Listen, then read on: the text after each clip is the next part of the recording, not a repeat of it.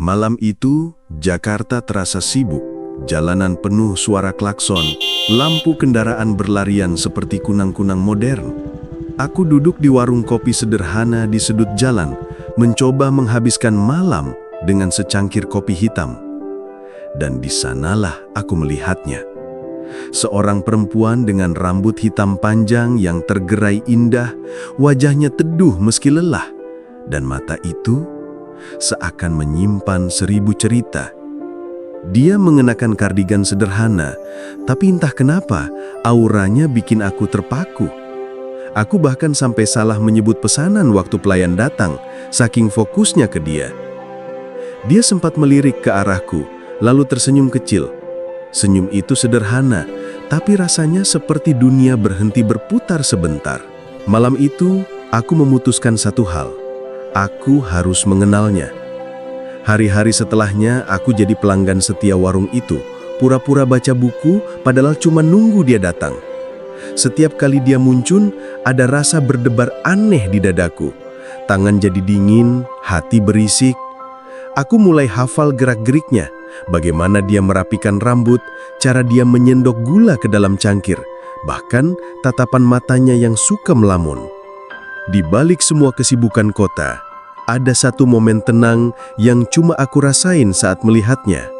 Rasanya seperti aku nemuin oase di tengah padang pasir. Siapa tangka, cinta bisa datang dari sebuah warung kopi kecil di antara suara motor lewat dan lampu jalan yang berkedip. Penonton pasti pernah kan, tiba-tiba jatuh cinta sama orang asing? Rasanya lucu dan bikin hidup mendadak berwarna. Malam itu aku pulang dengan hati yang gak bisa berhenti tersenyum. Dan dari sanalah semua cerita ini dimulai.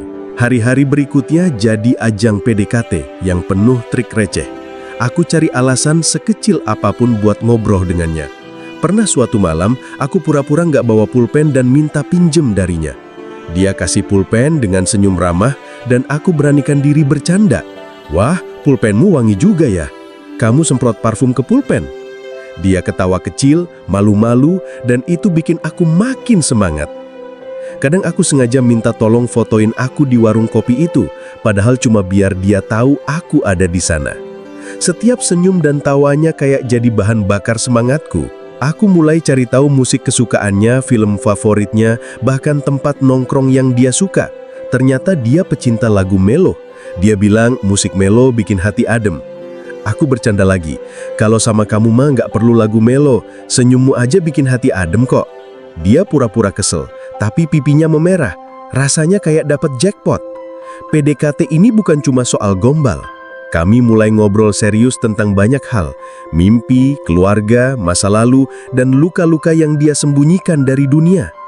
Di momen itu, aku sadar, dia bukan hanya cantik, tapi juga rapuh. Dan mungkin itu alasannya aku pengen jagain dia.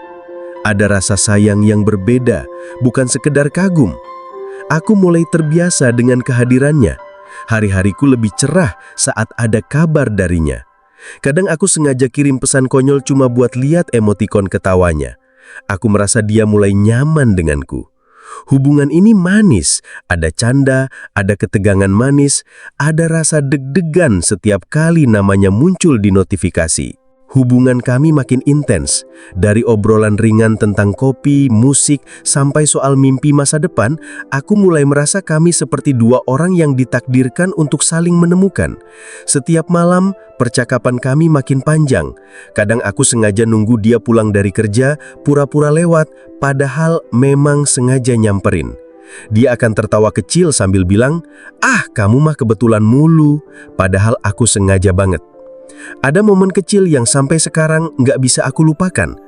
Suatu malam, hujan deras mengguyur kota.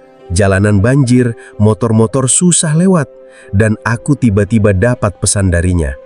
Aku kehujanan. Tanpa pikir panjang, aku langsung bawa payung dan berlari ke halte tempat dia nunggu. Ketika aku sampai, dia basah kuyup, rambutnya menempel di wajahnya, tapi tetap terlihat cantik. Aku kasih jaketku ke dia. Tangan kami saling bersentuhan dan jantungku seakan berhenti.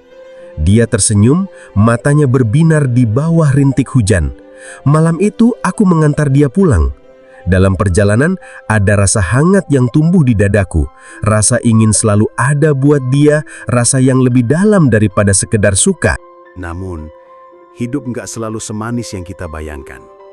Semua terasa baik-baik saja, sampai satu hari dia mulai menjauh. Pesannya mulai jarang dibalas.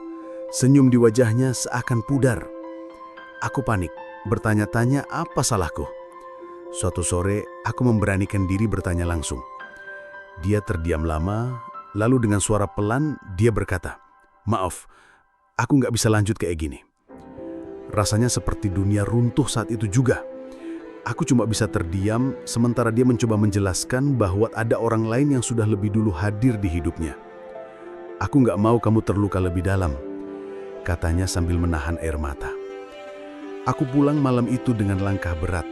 Jalanan kota terasa lebih sepi dari biasanya. Lampu-lampu jalan terlihat kabur karena mataku yang basah. Rasanya sangat luar biasa. Aku nggak bisa marah padanya, tapi aku juga nggak bisa pura-pura nggak terluka. Malam-malam berikutnya terasa panjang. Chatnya yang dulu selalu ada, kini hilang. Tawa yang dulu aku tunggu-tunggu, sekarang cuma jadi kenangan. Aku duduk di warung kopi tempat pertama kali kami bertemu. Berharap dia muncul lagi dengan senyuman itu. Tapi kursinya kosong.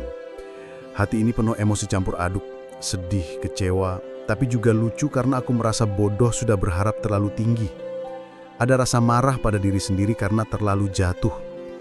Tapi di tengah semua rasa sakit itu, ada satu hal yang aku syukuri. Aku pernah mengenalnya. Meski cerita kami berakhir di sini, aku tahu aku pernah merasakan cinta yang tulus. Cinta yang bikin aku rela basah kuyup menjemputnya.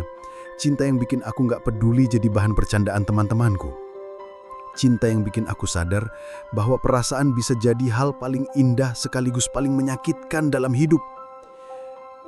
Hari-hari setelah perpisahan itu terasa seperti berjalan di lorong panjang tanpa cahaya. Aku mulai menjauh dari tempat-tempat yang mengingatkanku padanya.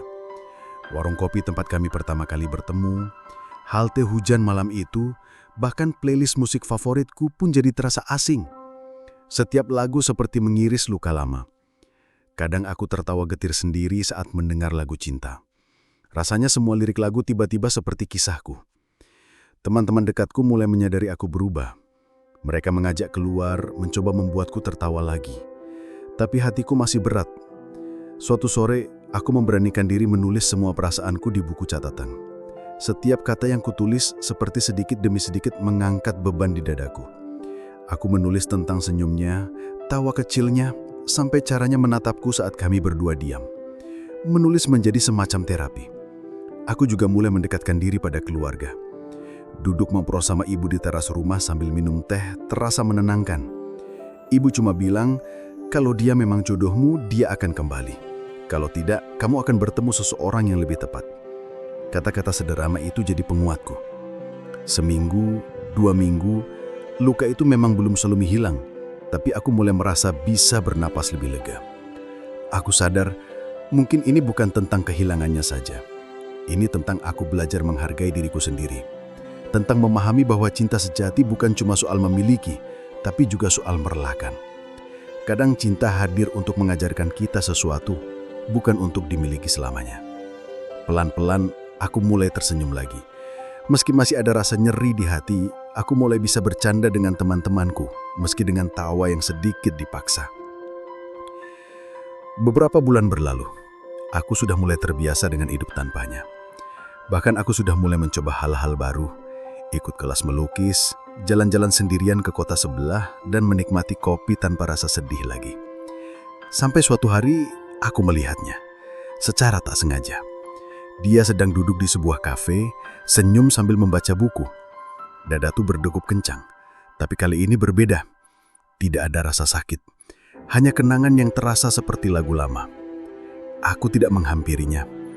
Aku hanya tersenyum dari jauh dan memilih pergi. Untuk pertama kalinya aku merasa lega. Beberapa hari kemudian, takdir sepertinya bercanda denganku. Aku bertemu seseorang di kelas melukis. Seorang perempuan ceria dengan rambut sebahu yang selalu berantakan. Dia suka bercanda, suka menggoda, dan sering memanggilku Mas Galau karena aku selalu terlihat serius. Awalnya aku malas merespon, tapi lama-lama aku merasa nyaman dengannya. Dia berbeda, energinya menyegarkan, membuatku tertawa tanpa harus berpura-pura. Setiap obrolan dengannya seperti percikan kecil yang memercikkan semangat. Di akhir kelas, dia menggambar karikaturku dan memberikannya sambil tertawa. "Biar kamu gak kelihatan galau terus." Aku tertawa keras, mungkin untuk pertama kalinya sejak lama. Saat itu aku sadar, aku sudah mulai membuka hati. Cinta yang dulu menyakitkan kini terasa seperti pelajaran berharga. Aku gak lagi marah pada masa lalu. Justru berterima kasih karena itu membawaku ke titik ini. Dan lucunya, baru aku sadar orang-orang di sekitarku sering mengira aku cowok yang penuh misteri karena sering melamun di kafe sendirian. Mereka nggak tahu aku cuma lagi mikirin cara move on. Kadang hidup memang suka bercanda ya. Kita pikir dunia mau kiamat waktu ditinggal orang yang kita sayang. Tapi ternyata Tuhan cuma lagi ngajarin kita untuk jatuh cinta dengan cara yang lebih dewasa. Kini aku tahu, cinta bukan tentang memiliki seseorang selamanya. Cinta adalah tentang merasakan setiap emosi. Sedih, marah, lucu, nyesek bahkan konyol, lalu bangkit dan menemukan versi terbaik dari diri sendiri. Dan entah kenapa, aku merasa perjalanan ini baru saja memulai.